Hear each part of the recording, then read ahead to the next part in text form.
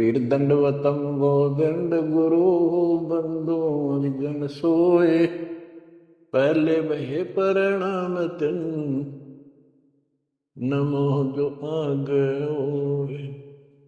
सतगुरु पूर्ण ब्रह्म है सतगुरु आप अलेख सतगुरु रमता राम है या ममीन नामेख। बच्चों, परमपिता परमात्मा कबीर जी असीम रजा से आज आपके ऊपर उस मूल ज्ञान की वर्षा हो रही है जिसकी प्यास आत्मा को युगों युगों से थी। बच्चों, इस गंदे लोक को समझो अच्छी तरह। जब तक आपके दिल में यह बात नहीं बैठेगी, वो वहम नहीं होगा क्या कि कित फंस गया क्या, यू घर अपना नहीं, यू परिवार अपना नहीं, यू लोक संसारिक किस ब्रह्मांड अपना नहीं, तो हम किस आस पर जी रहे। केवल अपना सतपुरुष है, उसका नाम कबीर है, सारी सृष्टि का रचनहार है, वो सुख का सागर है, हमारा अपना है, हमारा पिता है, हमारी माँ है, हमारा सच्चा साथी सखा है, हमारा वही बंधु भाई है। बच्चों, आप इस बात को आज मान लो, ना फिर घने दुखी हो जाओगे, फिर माननी पड़ेगी कि यह भक्ति करनी पड़ेगी और बकवास त्यागनी पड़ेगी। आज शरीर स्वस्थ है, दो रोटी का रोजगार चंगा है, परमात्मा कति याद नहीं आवते, सौ जतन कर ले इसको। कितना समझा रहे, माचा माचा करे, कल ये कर दूंगा, परसों ये कर दूंगा। और उसको जब हो जाती है कैंसर, उसकी शक्ल देखे उस अफलातून की, गिनती के दिन शेष दिखाई देते उसको। इसलिए परमात्मा कबीर जी हमें याद दिलाते हैं, कबीर दुख में सुमन सब करे, सुख में करे न कोई, जय सुख में सुमन करे तो दुख काहे को होए। कबीर सुख में सुमरण किया नहीं, दुख में करते याद, कह कबीरता दास की कौन सुन फरियाद। आज जो सुखी हैं, थोड़ा मोटा कोई पद पोस्ट मिली हुई है छोटी मोटी, घर में दो पैसे का जुगाड़ ठीक है, कार कोठी है, उनके तो नखरे न्यारे हैं, उनकी बातों में सुनकर हैरान रह जाते थे हम तो। जब हमको ज्ञान नहीं था, हम भी ऐसे निकम्मे थे। इस अध्यात्म ज्ञान ने तोड़ दिया इस मन की बकवाद, इस अहंकार को फोड़ दिया कति। और ये सतगुरु बिना बात बना नहीं। सतगुरु ऐसा ज्ञान सुनाता है कि आत्मा एकदम सतर्क हो जाती है और परमात्मा की तरफ बढ़ती है। एक नित्यानंद नाम के ब्राह्मण थे, नंदलाल नाम था उनका। वैसे नारनौल के नवाब के यहाँ वो तहसीलदार की पोस्ट पर थे, आज से 300 वर्ष पहले। उसके माता पिता की डेथ हो गई थी। नाना नानी ने उनको पाला, जवान किया, वहाँ नौकरी लगवा दी। उनके नाना जी उस दरबार में पहले से ही नौकरी करते थे। एक तो जाति ब्राह्मण, ऊपर से पोस्ट तहसीलदार। उस समय तहसीलदार, उस समय तो पटवारी भारी होता था। उनको फिर ज्ञान समझ में आया। एक विष्णु जी के उपासक, वैष्णव परंपरा के संत गुमानी दास नारनौल शहर में किसी भगत के अपने सेवक के यहाँ सत्संग करने आए। उनके साथ में ही नंदलाल तहसीलदार का मकान था। रात के समय सुहाना मौसम था, चांदनी रात थी, ना गर्मी थी ना सर्दी थी। छत पर बैठ गया, घूम रहा था, इतने में आवाज आई सत्संग की। और जो संत बोल रहा था एक एक बात, रात के समय साइलेंट होता है सब कुछ, सारी सुनने लगी उसको। तो नंदलाल तहसीलदार जी को भगवान की तड़प बनी, क्योंकि उसको चोट बहुत लग चुकी थी। बचपन से माता पिता की डेथ होगी, अनाथ हो गया था। तो ऐसे दुख से गुजरे हुए व्यक्ति को शीघ्र समझ में आ जाती है ये बातें। उसको तड़प बनी, ये संसार कुछ नहीं। आपको सत्संग के कुछ अंश सुनाता हूं पहले। ये संत जो है वाणी तो कबीर साहब की गाते हैं और मार्ग काल का बताते हैं। वाणी ऐसी गजब की है, खींच लेती है आत्मा को, चुंबक जैसे लोहे को खींचता। लेकिन ये कलम गलत चढ़ाते हैं, इनके पास वो संपूर्ण दीक्षा नहीं। बात यहां बिगड़ गई। और काल ने पूरा लाभ उठा रखा मालिक की अट्रैक्टिव वाणी का। मन तू चल रे सुख के सागर, ना शब्द सिंधु रत्नागर। कोटि जन्म तन भर मत होगे, कुछ नहीं हाथ लगो रे। कुकर शुकर खर बया गोरे, कौवा हंस बुगारे। मन तू चल रे सुख के सागर, जा शब्द सिंधु रत्नागर। कोटि जन्म तू राजा की ना, मिटी न मन की आशा। भिक्षुक होकर दर दर आंडा, फिर मिला न निर्गुण रसा। मन तू चल रे सुख के सागर, गा शब्द सिंधु रत्नागर।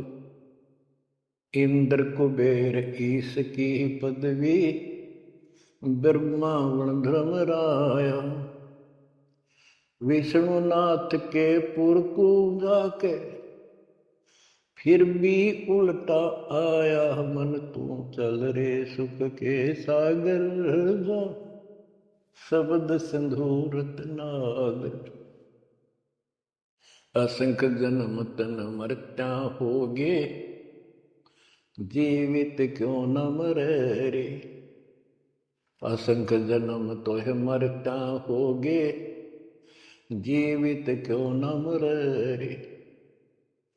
द्वादश धर्म दे मैल मठ बोरे, बहुर न दे धर रे। मन तू चल रे सुख के सागर, जा शब्द सिंधु रत्नागर।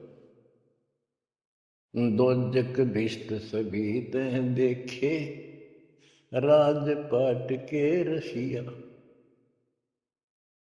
तीन लोक से तरपति नाही, यो मन भोगी खसिया। मन तू चल रे सुख के सागर, जा शब्द सिंधु रत्नागर।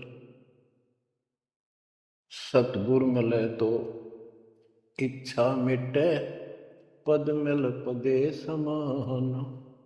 सतगुरु मिले तो इच्छा मिटे, पद मिल पदे समान। चल हंसा उस लोक पठाऊं, जो आदि अमर अस्थाना। मन तू चल रे सुख के सागर, जा शब्द सिंधु रत्नागर।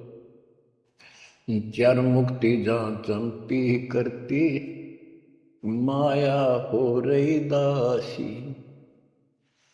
चार मुक्ति जा चंपी करती, माया हो रही दासी। दास गरीब अभय पद पर से,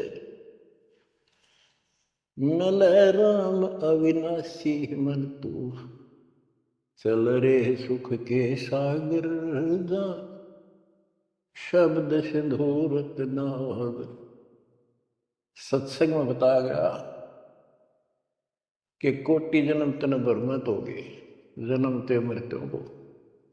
और कुछ नहीं हाथ लगा रे, कुकर कुत्ता, शुकर सुअर खरगदा, कौवा और उगला, ये सभी यानी 84 लाख प्रकार के प्राणियों की योनियां शरीर में तुमने दुख उठाए। इस संसार में सुख नाम की चीज जीव को नहीं है। कोट जन्म तन भर में तो गए कुछ नहीं हाथ लगा रे। आज सेठ है, सारा कुछ धन है, कार कोठी है, और समय आ गया जान का, सेकंड भी ना लागण दे, 1 सेकंड तुरंत उठा कर यम के दूध पटक देंगे धर्मराज के आगे। अब के हाथ लग गया, सारा जीवन खो दिया, कति कर्म बिगाड़ लिए, आगे पल्ला झाड़ के जा खड़ा नरभाग। ये सपना टूटते सारी बात समझ आ जाती, सारा सोपन था यो, ना कोई बेटा अपना था, ना कोई बेटी अपनी थी, ना या कार, ना कोठी अपनी थी। अपना जो काम था वो तो स्टार्ट भी ना किया मूर्खा। बच्चों वहां बहुत बार वो लिए हम दाद जाकर, जब भी मनुष्य जीवन मिला हम वायदा करके आते थे भगवान से, हे परमात्मा इनका दया करते हो, मनुष्य जीवन की कभी गलती नहीं करूंगा, करेंगे करूंगी, भक्ति करेंगे, मालिक को याद रखेंगे, रोटी के लिए काम भी करेंगे, तेरी भूल नहीं होगी दाता। कति कसम खाते, वचन भर के कान पकड़ के नाक रगड़काते वहां से प्राणी, और यहां ते ये काल इनको ऐसा अचेत कर देता है, नए सिरे से सिखाना पड़ता, ये बेटा या ताता यू काका ताऊ तेरा ताई मौसरी, ये गिलास, ये चमचा या थाली, ये गिलास, ये कटोरा, ये शुरू तो पढ़ानी पड़ती है, कति सारा बुला देता है, इतना जुल्म कर रखा हमारे साथ। इस अज्ञान को आके सतगुरु कबीर भगवान सतगुरु रूप में आते हैं, वो इस अंधेरे को अपने वचनों के माध्यम से हटाते हैं। अब बच्चों, मन ने की कर ले 2 दिन का मेहमान, मन ने की कर ले। परमात्मा हमारे सामने खड़े होकर रोया करते, हमने किसी तरह तो समझ लो तुम। ये शब्द इसलिए सुनाया करते कि इस आवाज, प्यारी आवाज दाता की खींच ले पशु पक्षियों को भी, और इस वाणी में कसक।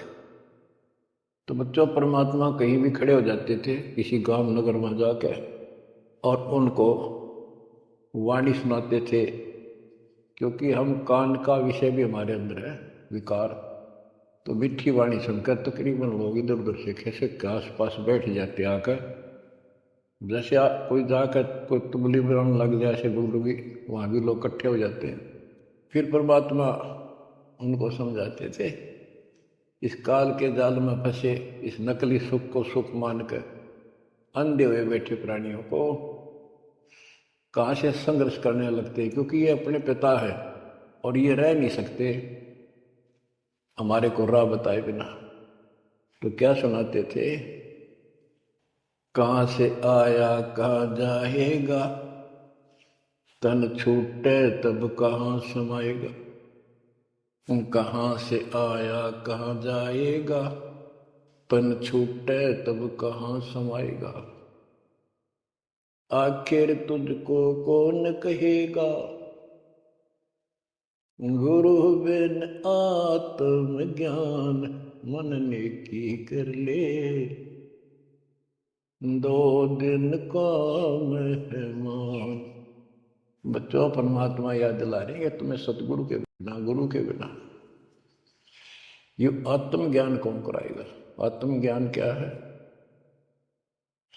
तू कौन है, कहां से तू आया, किस लिए जन्म और मर रहे हो, इसका समाधान क्या है, ये है आत्मज्ञान। आत्मज्ञान तो सारे गुरु बताते हैं, नकली सकली सब।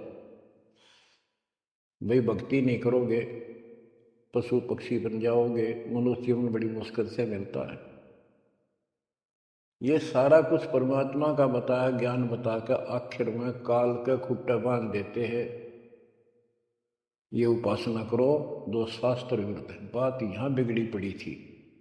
तो बच्चों फिर कहते ये तो आत्मज्ञान होगा। कबीर सतगुरु बताता आत्मज्ञान, तुम सतलोक में रहते थे, वहाँ किसी चीज का कष्ट नहीं था, कोई दुख नहीं, कोई रोग नहीं, कोई शोक नहीं, कोई जन्म नहीं, कोई मृत्यु नहीं, सदा सुखी। यही सृष्टि ऐसी क्योंकि एज इट इज है।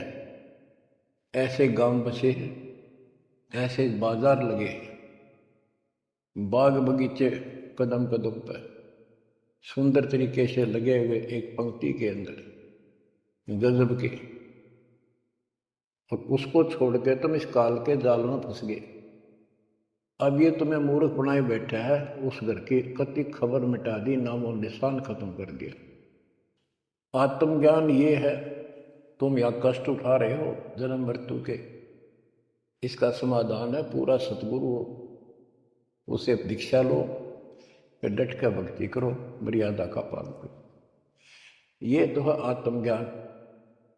परमात्म ज्ञान क्या है? परमात्मा कौन है? ये श्री कृष्ण जी को भगवान बताओ, विष्णु और शंकर को भगवान बताओ। इनका परमात्म ज्ञान खाक है, परमात्म ज्ञान है नहीं। आत्म ज्ञान ने के चाटांगे फिर। गरीबदास जी कहते कूप की छाया कूप के माई, ऐसा आत्म ज्ञाना, या से परे परम पद वा का भेद न जाना।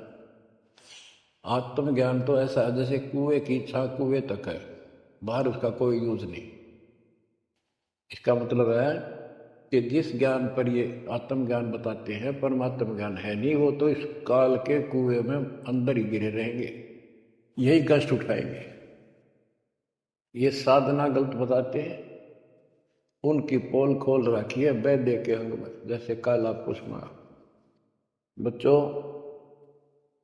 फिर बताया जाता है कि कोट जन्म तन मत हो गए। परमात्मा जगह जगह खड़े होकर रोया करते थे हमारे लिए, और कुछ आकर्षित भी होते थे। कोयल के बच्चे तो लाग ही जाते हैं, वो डटते ही नहीं, उनको तुरंत प्रभाव हो जाता है। सचमुच भक्ति करनी चाहिए। इस प्रकार मान लेके 64 लाख शस्त्र हो गए थे 600 साल पहले।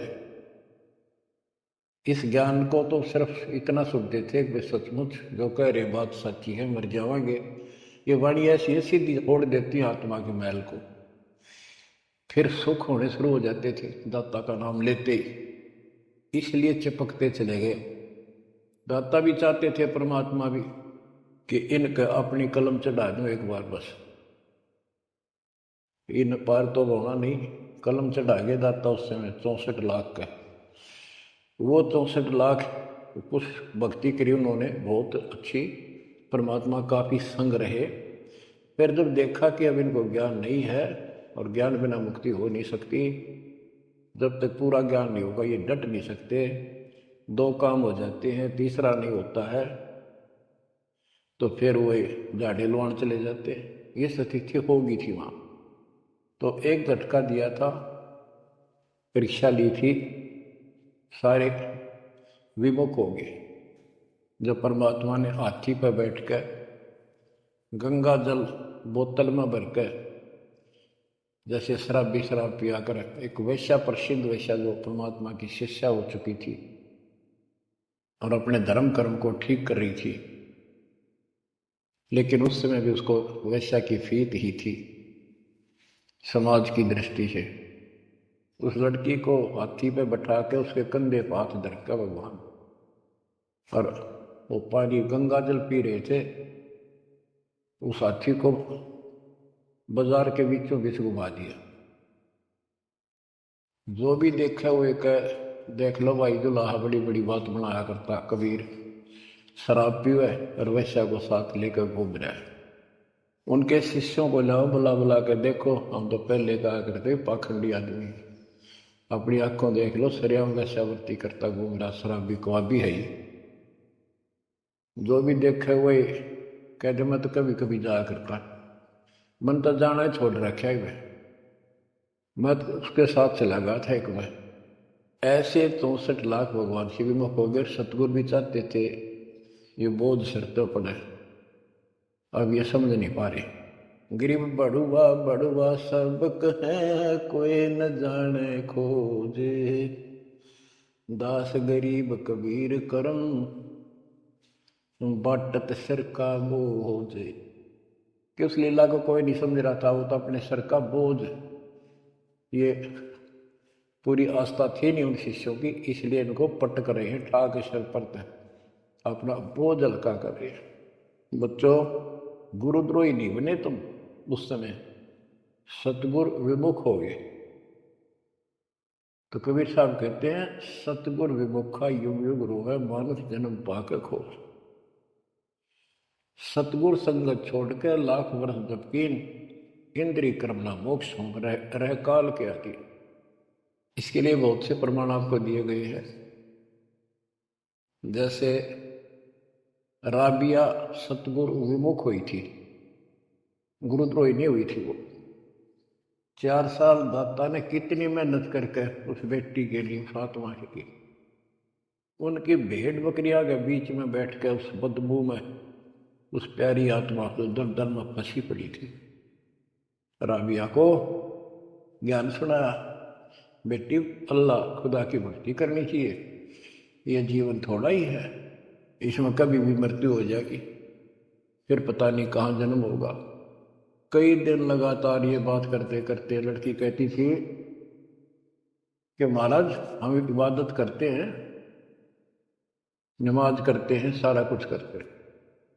उसका सारा अंधेरा हटाया, लड़की का समझ में आ गई, सृष्टि रचना बताई। 4 साल भक्ति करी और कोई साथी था नहीं, दूसरा भक्त भाई बहन इस मार्ग के बताने वाला।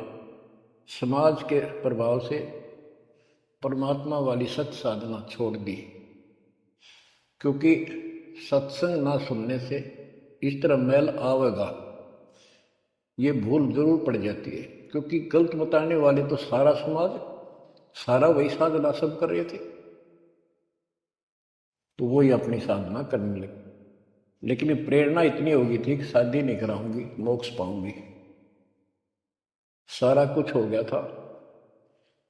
लेकिन माता पिता को टेंशन होगी कि लड़की को घर पर नहीं रख सकते, तो कह दिया बेटी या तो निकाह करा ले, नहीं तो अब दोनों मराएंगे। लड़की ने विचार कर लिया कि माता पिता की हत्या का दोष मुझे लगेगा, इसलिए यस कर देती हूँ, अपने पति से बात करूंगी। निकाह करने की यानी शादी की हाँ भर ली और ब्याह हो गया, अपने पति के घर चली गई। वो एक अच्छा अफसर था, साहब था, नेक आत्मा था। राबिया ने स्पष्ट कर दिया, बात सुनो मेरी, मैं भक्ति करना चाहती हूँ और मैं संतान उत्पत्ति नहीं करूंगी। अगर आपने जोर जबरदस्ती कर दी तो मैं फांसी का आकर मरूंगी, ये फाइनल सुन लो।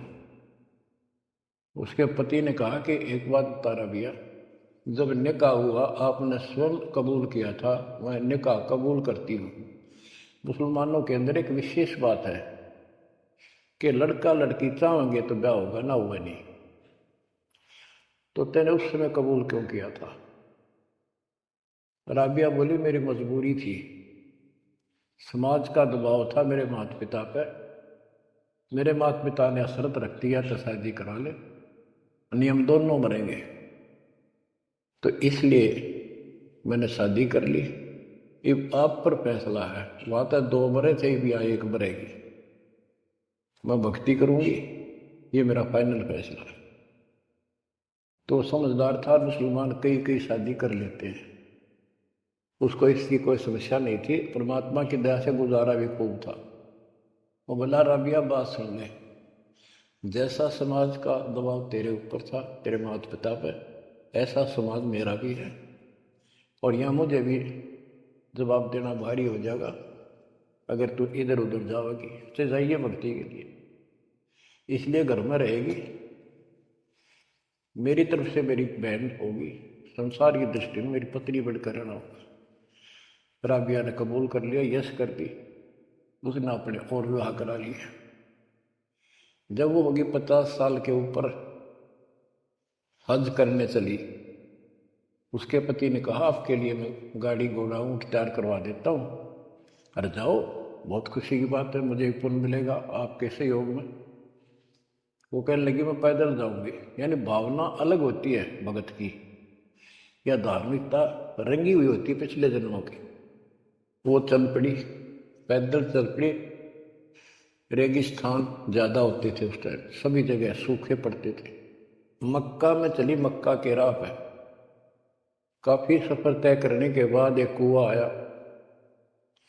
उस कुएं पर ना बाल्टी थी ना कोई रस्सी थी, वो लगता था उसमें गिर गई थी। उधर एक कुतिया बहुत प्यासी थी, प्राण जानने हो रहे थे उसके। राबिया को समझते देर नहीं लगी, वह कभी राबिया के पैरा में आवे, कभी कुएं की तरफ जावे। बहुत बुरा हाल था उसका। उसके छोटे छोटे बच्चे भी थोड़ी सी दूरी पर विलख रहे थे। उस पुण्यात्मा ने धार्मिकता भर दी थी दाता ने, उसने अपने सिर के बाल पाड़े, उसकी रस्सी बांटी, 5-5 4-4 बाल लेकर, और लंबी रस्सी गांठ लाला का बना के अपने कपड़े उतार के उस रस्सी के कपड़े बांध गए। पहले मोटे मोटे कपड़े होते थे सूत के, और वो बहुत पानी सोख लेते थे। कुएं में बाल्टी की तरह डाले, बाहर लाकर उनको नचोड़ा। एक मटके का केकरा सा पड़ा था, टुकड़ा कुटा हुआ, उसमें पानी भरती गई, कुतिया पी गई 2 किलो पक्का पानी, और पीकर चली गई। अब उसने अपने कपड़ों से, गीले कपड़ों से सिर का ब्लड साफ किया, और झाड़ झूड़ के कपड़े, गर्मी के दिन थे, ठीक सा मौसम था, वो कपड़े निचोड़ कर पहन लिए और सफ़र पर चलने को तैयार हुई। इतने में वो मक्का मकान उठ गए, वो महल मंदिर, वो कब्बा उठ गए और कुएं के साथ आकर लग गया, जैसे प्लेटफार्म पर ट्रेन आकर लगती है। राबिया के लिए आश्चर्य का ठिकाना नहीं कि मक्का ही आ गया, मैं तो मक्का ही जाना था, पटदे चढ़ गई। उसके अंदर बड़ी बढ़ते उठ लिया, चढ़ते उठ लिया, उड़ कर चल पड़ा। उधर से अब्राहिम सुल्तान अदम पहले किसी और जन्म में था। जैसे परमात्मा गरीबदास जी कहते हैं, वाहन गुरुड़ कृष्ण असवारा, लक्ष्मी डोरे चौर पारा, असुर निकंद मेड़ी में। अब गरीबदास जी को कृष्ण विष्णु दिखाई देता, और कृष्ण को ज्यादा लोग मानते हैं। इसी प्रकार उस समय जो अब वर्तमान में वाणी बोलेगी, अब्राहिम सुल्तान को अधिक जानते हैं, इसलिए सुल्तान अदम का जिक्र किया, जो कि पहले ये किसी और शरीर में था, राबिया के समकालीन था। सब कहने लगे भाई मक्का कहाँ गया, मक्का कहाँ गया, मंदिर कहाँ गया। अब्राहिम सुल्तान भी वहाँ जाता रहता था, मुसलमान भाइयों को समझाना चाहता था, गुरुदेव के आदेश से अपनी सच्ची राह बताया करता, क्योंकि वहाँ धार्मिक लोग ही जाते हैं। वहाँ चर्चा चली कि मक्का कहाँ गया, मक्का कहाँ गया। सबको आश्चर्य हुआ।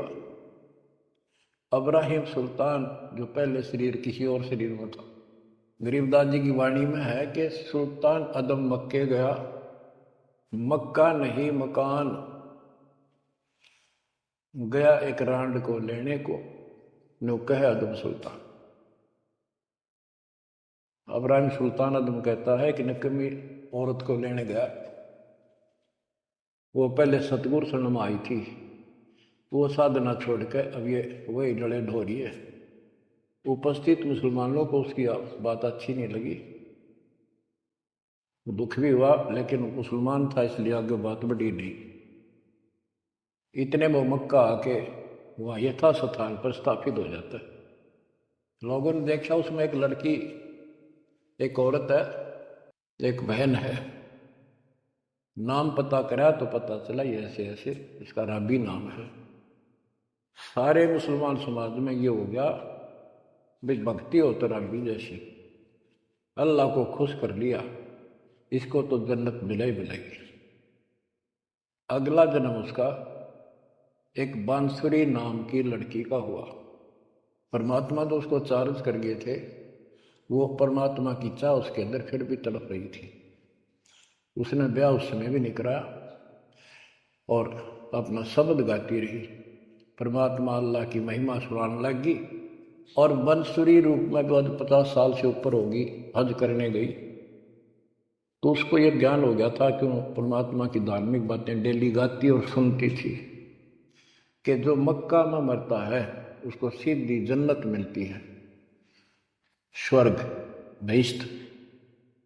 तो उसने सोचा शरीर तो एक दिन जाएगा, और कहते हैं मक्का में मृत्यु होगी तो जन्नत मिलेगी। जन्नत के लिए सब कुछ किया जा रहा है।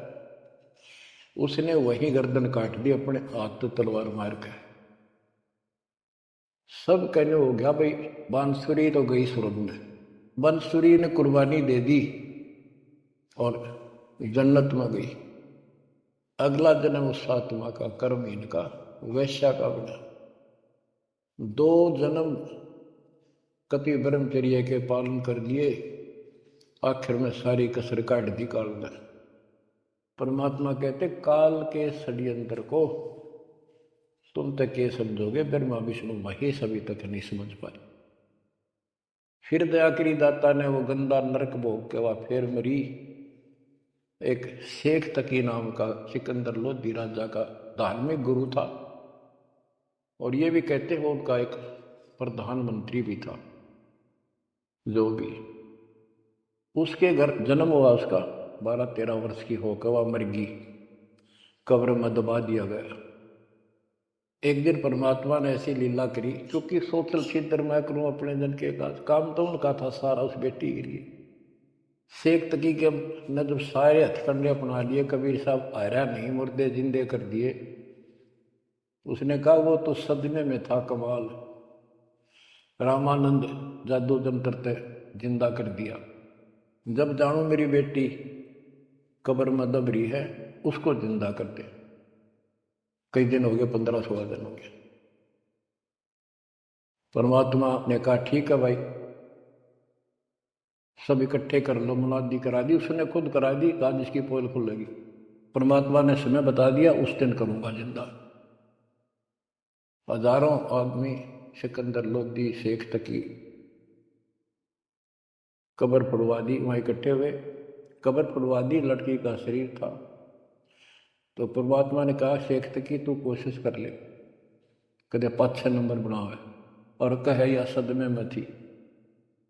दूसरे बोले जी अगर ये इस तरह कुछ इल्म होता, अपनी बेटी ने कौन कब्र में दब मिट्टी में, आप दया करो।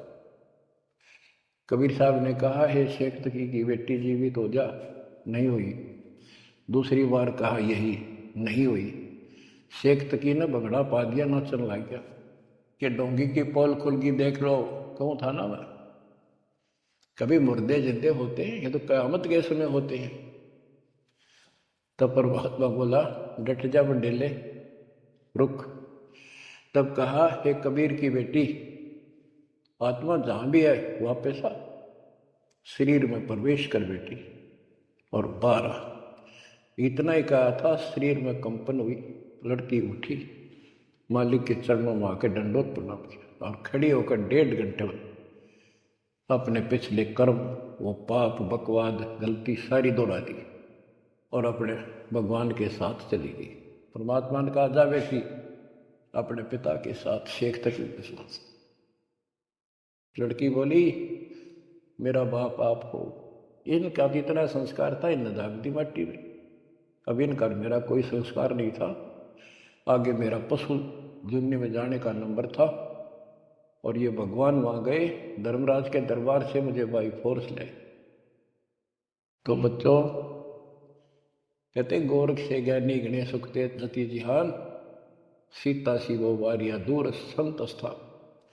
ये बड़े बड़े लतीफेदार भाषण करते हैं, सत्संग सुनाते हैं। कहते हैं बीजक की बात आके बीजक ना ही हाथ, पृथ्वी डोबड़ उतरे कह मीठी बात। बच्चों प्रसंग चल रहा था सत्संग का, सतगुरु विमुखा युग गुरु है। तो इसी प्रकार हम सतगुरु विमुखा हुए, जब आज तक रो रहे हैं। हमारा वो कुछ भक्ति करा कर चार्ज कर गए थे, जिस कारण से अपने को मनुष्य जीवन मिलते हुए आ रहे हैं, और भक्ति की चाह भी है, या गलती फिर न दोहराई। अब नित्यानंद का जो प्रश्न था उस पर आता हूँ। और सत्संग चला के कोट जन्म तन भ्रमत हो गए, कुछ नहीं हाथ लगा रे, कुकर शुक्र खर व्याग हो रहे, कहू वाहन सुगा रे, कोटि जन्म राजा की ना। महावीर जैन जैन धर्म के 24वें तीर्थंकर, राजा बने, महाराजा बने, स्वर्ग में देव बने, फिर कुत्ते गधे शोर बने। खाक है फिर के चाटस देव पदना जब गधा बन गया। आखिर इंद्र कुबेर इसकी पदवी, ब्रह्मा विष्णु महेश के पद पाच किया, इंद्र तक की पदवी पाई है और फिर यही भटक रहे हैं। दो जग भीष्ट सभी तय देखे, स्वर्ग नरक सभी धक्के खा चुके, भटक चुके हो राजपाट के रसिया। तीन लोक से संतुष्टि नहीं है, ये मन वो की खसिया। कोई एमएलए बन जाए, सरपंच बने, मन में आता चेयरमैन बनो, चेयरमैन भी बन जाता है, वे एमएलए में बात बने, मर पड़ का एमएलए कभी बन जाता है। तो सोचा मंत्री बनो जब बात बने, एमएलए में कोई नहीं पूछता। मंत्री यूं सोचता है चल तो मुख्यमंत्री गया, हम तो टाइम पास कर रहे हैं। मुख्यमंत्री बनने के बाद उसकी तड़प हो जाती है प्रधानमंत्री बनूं तो बात बने। वो बनेगा कि ना बनेगा, इतना मृत्यु हो जाएगी, फिर गधा बनेगा। वो तो तीन लोग क्षेत्र पतना, ये मन भोगी खसिया। सतगुर मिले तो इच्छा मिटे, पद मिल पदे समाना, चल हंसा उस लोक पठाऊं जो आदि अमर स्थान। कि सतगुर मिलेगा तो इन बकवादों से मन हटाएगा और कहेगा चल हंसा उस लोक पठाऊं जहां कभी मृत्यु नहीं होती। चार मुक्ति जहां चंपी करती, माया हो रही दासी। यहां चार मुक्ति प्रमुख मानी गई है और ये थोड़े से थोड़े समय की होती है। जैसे शाह लोक, जिस देवता की भक्ति करे उस देवता के लोक में चला जाएगा। शाह रूप उस देवता का रूप जैसा बनाकर वहां रहेगा, सामीप्य उस अपने देवता के साथ समीप रहेगा। तो इस प्रकार की चार मुक्तियां, लेकिन रहेंगे कितने दिन, उसका समय सीमित होता है। वो चारों मुक्ति भी नष्ट होती है, वो भी हाथ से चली जाती है, फिर कुत्ता गधा सूअर बनता है और वहां सदा रहेंगी ये सतलोक में। हाय हाय। चार मुक्ति जा चंपी करती, माया हो रही दासी, दास गरीब अब पद पर से, मिले राम अविनाशी। के चार मुक्ति जा चंपी करती, यानी चरणों में पड़ी रहेंगी, सदा के लिए भगवान के साथ रहेंगे। और इस धन संपत्ति की वहां कमी नहीं, भरे पड़े हैं खजाने आपके। दास गरीब अब है पद पर से, वहां कभी भय नहीं किसी चीज का, मौत का भय। सबसे बड़ा डर यहां मौत का है, वो जाते खत्म होगा। दास गरीब अब है पद पर से, मिले राम अविनाशी। ब्रह्मा विष्णु महेश नासवान, ब्रह्म नासवान सरपुरुष, अक्षर पुरुष ये नासवान, देवी नासवान और देवताओं की जिक्र के कुछ। गीता प्रमाण देती है दूसरे अध्याय के 12वें श्लोक में, चौथे अध्याय के 5वें श्लोक में, 9 में और 10वें के 2 में। गीता बोलने वाला इनका ब्रह्म कहता है काल कि तेरे मेरे बहुत दिन हो चुके अर्जुन, तू नहीं जानता मैं जानता हूं, आगे भी होंगे। मेरी उत्पत्ति हुई है, ये देवता नहीं जानते। तो बच्चों वो अविनाशी राम दूसरे अध्याय के 17वें श्लोक में कहा है, 18वें के 46 में, 18वें के 61 और 62 में और 15वें अध्याय के 17वें श्लोक में बताया। उत्तम पुरुषत्वन्य परमात्मा इति उदारते, यह लोक तरम आविश्य वृत्ति अवेश्वर है। ओ अविनाशी भगवान मिलेगा वहां पर। कबीर साहब कहते हैं यहां भी तुम, जब तुझे राजपाट भी चाहिए हमारा इधर ले जा। यहां राजपाट कैसा देंगे आपको, और संसार के लोगों से ज्यादा सुविधा देंगे परमात्मा। और कहते हैं जिसके मन में परमात्मा की भक्ति है तो फिर के इंद्र का राज, उसको कभी नफरत हो जाती है उस राज से, तो महाराजा बन जाता है। और यहां सुख देंगे परमात्मा कहते हैं माया दासी भगत की संत की, उभे दे आशीष, बरती और लातों छिड़ी, सुमर सुमर जगदीश। कहते इतना धन दे देगा बंदी छोड़। कि खाइयो खर्चियो खूब धर्म भलाइयो, माया दासी संत की उभय दे आशीष। दोनों तरफ से आशीर्वाद देगी। खाओ खर्चो और दान करो। और बरती और लातों छिड़ी, कबीर साहब कहते हैं सुमर सुमर जगदीश। सुमर कौन सा जगदीश? वो सच्चा नाम, सच्ची भक्ति, सतपुरुष कबीर साहब की भक्ति कर करके। अब नित्यानंद ये सारा सत्संग सुन रहा था। ये क्या करते हैं, बात तो सुना वो सतलोक के मिलती जुलती, अध्यात्म ज्ञान भक्ति विष्णु तक की। अब नंदलाल पंडित जी ऊपर से तहसीलदार, 2 मरोड़ इकट्ठी। उसने सोचा यहाँ जाऊंगा संत के पास तो नगरी के लोग क्या कहेंगे, ब्राह्मण और तहसीलदार या किसी के घर में आकर संत के चरणों पड़ा। कालना तक कई रास्ते रोक रखे हैं। तो उसको पता चला कि महात्मा का डेरा है यहाँ नारनौल से 2 किलोमीटर दूरी पे। संत चले गए। अगले दिन, उस दिन तक खूब विचार किया। सुबह सुबह घोड़े पर बैठकर, जो सरकार की तरफ से मिलता था उनको, आश्रम में चला। संत जी सिर को उस तरह फिरवा रखा था और सुबह सुबह इजी मूड में घूमने के लिए उसी रास्ते आ रहे थे जिस रास्ते नंदलाल जा रहा था तहसीलदार जी। अब ये ब्राह्मण उस टाइम सारे सोन को सोन घड़ी मान्या करते। उसने सोचे देख यो मन उस बाल कटवा के आगे आ गया मेरे, और मैं कितना अनमोल काम करना जाऊँ था, आज गुरु बनाना जाऊँ था, अपने जीवन का सौदा करना था। यो कसोन हो गया, कुसोन, अपलक्षण हो गया। तो उसने अपने मन में सोच लिया इसके टोले मार दे 2 शर्मा उंगली, यो कसोन मिट जाएगा। हम भी पहले क्या करते ना, बच्चे थे जब, कि झूठ बोला पाप लगेगा, न बोला उंगली पर उंगली करके बोली थी, वो ना लगा पाप। ये अपनी बनावटी बातें थी, उंगली पर उंगली चढ़ा ली थी, इसलिए पाप ना लग गया कर। तो उसने इस दृष्टिकोण से उस महात्मा के शर्म ने उल्टी उंगली है टोले मारे 3-4 और बोला, रजर भाग मनहूस तेना आज मेरा गाना था, आज मैं गुरु बनाने जा रहा था, अपना जीवन का सौदा करूंगा।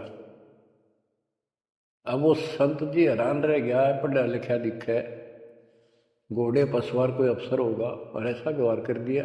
अच्छा उस्ताद, संतों के साथ ऐसे व्यवहार करनी बहुत मिला करें, ज़्यादा माइंड नहीं करते हो। चला गया। आश्रम में पहुंचा तो घोड़ा पर उतर कर एक वृक्ष पे बांध दिया। तो भगत वहाँ उपस्थित थे, वो आए, भाई बड़ा अफसर आ रहा कोई। प्रणाम किया। उन्होंने पूछा संत जी कहाँ पर है? मैंने दीक्षा लेनी। वो बोले जाओ बैठो। अंदर से बैठा दिया, जहाँ आसन लग रहा था उसका आगे बोरी सी बिछा रखी थी कि बैठ जाओ, स्नान करके ही बाहोगे, घूमन फिरन जा रहे, सैर करके नहा कर ही आ जाए। आधे घंटे में घूम फिर कर नहा कर महात्मा जी आसन पाए। सामने घोड़ा बंधा दिखा और वो आदमी बैठा दिखा और देख लिया ये तो महात्मा जी थे। तेने बहुत बड़ी गलती कर दी, पापी आत्मा, ये भी धमका होगा और तेने भगा होगा। नीची गर्दन कर ली। अब नंदलाल तो शर्म के मारे गिर गए, नीची गर्दन कर ली। महात्मा जी भी समझ गए, गुमानी दास के आदमी शर्मा गया। उसने कहा, श्रीमान जी आप गुरु बनाने आए हो, इसमें कोई परेशान होने की बात नहीं है। जैसे हम कुम्हार के घर जाते हैं, कोई मटका मोल लेते हैं या कोई बेचने अपने घर पे आता है, तो हम उसको टोले मार मार के देखा करें ताकि वो कितना तो फूट तो नहीं रहा, साबित है कि नहीं। तो आपने अपना गुरु परख लिया, टोले मारे गए। बेटा कोई बात नहीं, आप उद्देश्य बताओ आने का। और परमात्मा ने उसकी या अकड़ तोड़नी थी कि संत ऐसे होते हैं। बच्चों संत तो स्वभाव तो सबका ही अच्छा होता है। बात यहाँ बिगड़ रही है कि सच्ची राह ना होने से फिर के चट्ट अच्छी भाषा न अच्छे बोलना न।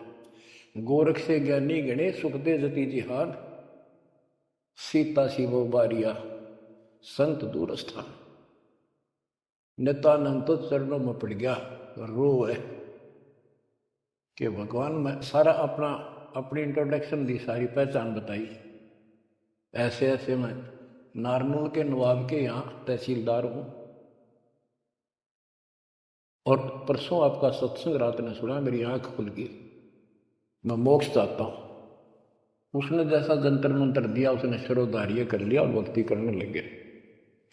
इतना प्रेरित हो गया कि नौकरी भी छोड़ दी, और गुरु जी तो चले गए, वो अपना घर त्याग के उस मंत्र को साथ लेकर एकांत स्थान जंगल की खोज करने लगा। तो हरियाणा में यहाँ एक माजरा गांव है, बेगोवा है, बास है, इन 3-4 गांव की सीमा इकट्ठी है। वहाँ एक तालाब बना हुआ था जोड़ी सी, उस पर काफ़ी जंगल तो वैसे पहले बहुत होते थे सारे, उसको जटेला जोड़ बोलते। वहाँ आकर उसने अपना शेष जीवन बिताया। भक्ति सही नहीं थी, आदमी खरा था, परमात्मा की चाह खूब थी, पिछला संस्कार कोई प्रबल था, लेकिन भविष्य जीरो था उसका। फिर भी उसने जब ज्ञान हुआ तो क्या कहा, क्या कहते, उसका नाम फिर नित्यानंद रख दिया उसके गुरु जी ने, नाम बदल दिया। नाम इसलिए बदलवाया करते थे कि कहीं और जाकर भक्ति करूंगा, पीछे घर वाले ना ढूंढते फिरें, तो वहाँ उस नाम से कोई जानेगा ही नहीं। तो क्या कहते हैं नित्यानंद जी, फिर अपने विचार व्यक्त करते हैं अपने फॉलोअर के सामने। ब्राह्मण कुल में जन्म था, मैं करता बहुत मरोड़, और गुरु गुमानी दास ने दिया को बदगढ़ तोड़। जाति का अभिमान, पोस्ट का अभिमान, धन का अभिमान, और पहलवान हो जा काया का अभिमान, ये जीव का दुश्मन होता है। ब्राह्मण कुल में जन्म था, मैं करता बहुत मरोड़, बड़ा अहंकार था मेरे में। गुरु गुमानी दास ने दिया कोबद गढ़ तोड़, ये कोबद का गढ़ था, एक कति तोड़ दिया।